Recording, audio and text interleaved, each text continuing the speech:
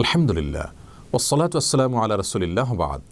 সুপ্রিয় দর্শক শ্রোতা ভাই বোন, এবছর স্বাস্থ্য ঝুঁকি এড়াতে গিয়ে আমরা অনেকেই অনলাইনে কোরবানি পশু কেনাবেচা করছি। অনলাইনে কোরবানির পশু কেনাবেচা করার ক্ষেত্রে একটি দৃশ্য আমরা দেখতে পাচ্ছি, আর তা হলো বিক্রেতা তার পশুর মূল্যের ন্যায্যতা প্রমাণ করবার জন্য তিনি কোরবানি পশুর লাইভ ওজন দেখিয়ে দিচ্ছেন। অনেক ক্ষেত্রে পশুতে কী পরিমাণ গোশত হতে পারে, পশুর দৈর্ঘ্য এবং প্রস্থ পরিমাপ করে বিশেষ পদ্ধতিতে হিসেব করে সেটা বের করে দেওয়া হচ্ছে। একজন ক্রেতা যিনি কোরবানির উদ্দেশ্যে পশু ক্রয় করবেন, তিনি যদি সেই পশুতে কী পরিমাণ গোশত হতে পারে সেই হিসেবটা দেখে এবং কেজি প্রতি কত মূল্য দাঁড়ালো সেটি মাথায় রেখে তিনি কোরবানির পশু ক্রয় করেন, তাহলে তার কোরবানি বিশুদ্ধ হবে কিনা আজ আমরা সে বিষয়ে কথা বলবো ইনশাআল্লাহ বিইذনিল্লাহ। প্রিয় দর্শক, কোরবানি আমরা আল্লাহ সুবহানাহু ওয়া তাআলার সন্তুষ্টির উদ্দেশ্যে করে থাকি, আল্লাহর নির্দেশ পালনার্থে করে থাকি। এখানে কোরবানি পশুর গোশত অথবা অন্য কোনো অংশ আমাদের মুখ্য উদ্দেশ্য হতে পারে না। আল্লাহ সুবহানাহু ওয়া তাআলা ইরশাদ করেছেন, লা ইয়ানালাল্লাহু লুহুমুহা ওয়ালা দিমাউহা ওয়ালাকিন ইয়ানালুহুত তাকওয়া মিনকুম, অর্থাৎ তোমাদের কোরবানির পশুর গোশত অথবা রক্ত এর কিছুই আল্লাহ সুবহানাহু ওয়া তাআলার কাছে পৌঁছায় না, তবে তোমাদের অন্তরে যে তাকওয়া রয়েছে, আল্লাহর ভয় রয়েছে, যার ভিত্তিতে তোমরা আল্লাহর নির্দেশ পালনার্থে কোরবানি করে থাকো, সেই তাকওয়াটুকু আল্লাহ সুবহানাহু ওয়া তাআলার কাছে পৌঁছে এবং জমা হয়। এই আয়াতের আলোকে একজন মুমিন কোরবানির পশুর কী পরিমাণ গোশত তিনি আহরণ করতে পারবেন, সেটি তার প্রয়োজন কী পরিমাণ মেটাবে, এ বিষয়কে মাথায় রেখে বা মূল উদ্দেশ্য করে তিনি কখনো কোরবানি করতে পারেন না। যদি করেন তাহলে সেটি নিছক গোশত আহরণের উৎসব হতে পারে, কোরবানি হবে না।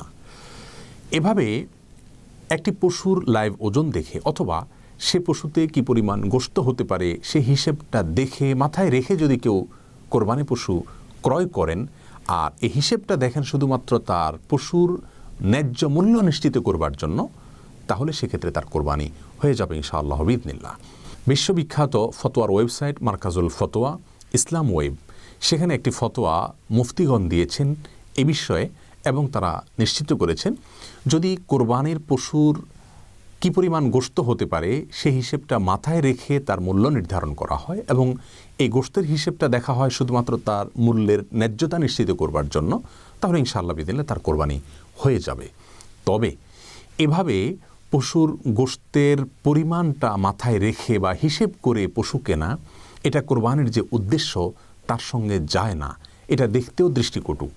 আমরা মূল্যের ন্যায্যতা নিশ্চিত করবার জন্য তার লাইভ ওজন দেখতে পারি বড় জোর, অথবা ভিডিও ফুটেজ দেখতে পারি, বিভিন্নভাবে জানার চেষ্টা করতে পারি যে এই পশুটির যে মূল্য চাওয়া হচ্ছে সেটা কতটা ন্যায্য, কিন্তু তার গোশতের পরিমাণটা দেখা অন্তত কোরবানির পশুর ক্ষেত্রে এটা দৃষ্টিকটু এবং কোরবানির উদ্দেশ্যের সঙ্গে যায় না। যদিও গোশতটা মুখ্য উদ্দেশ্য না হয়ে শুধুমাত্র মূল্যের ন্যায্যতা নিশ্চিত করবার জন্য যদি এরকম কেউ করেন এবং পশুর গোশত কী পরিমাণ হতে পারে সেটি দেখে তিনি ক্রয় করেন, তাহলে তার কোরবানি ইনশাআল্লাহ বিশুদ্ধ হয়ে যাবে, যেহেতু তিনি গোশতটা এখানে মূল উদ্দেশ্য হিসেবে রাখছেন না, তিনি ন্যায্য মূল্য নিশ্চিত করবার জন্য এটি করছেন, আর সেটি তার অধিকার অবশ্যই রয়েছে।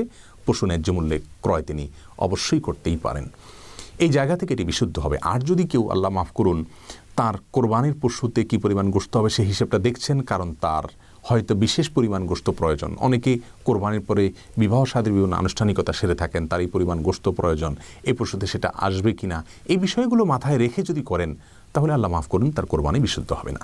অতএব কোরবানির পশুতে কী পরিমাণ গোশত হবে সেটি দেখে আমরা যদি কিনি, গোশতটা যদি মুখ্য উদ্দেশ্য না হয় ইনশাআল্লাহ কোরবানি বিশুদ্ধ হয়ে যাবে, তবে এটি দৃষ্টিকটু এবং অনুত্তম হবে। আল্লাহ তাআলা আমাদের সকলকে সুন্দরতম উপায়ে বিশুদ্ধভাবে কোরবানির এই আমলটিকে পালন করার তৌফিক দান করুন। আসসালামু আলাইকুম ওয়া রাহমাতুল্লাহি ওয়া বারাকাতুহু।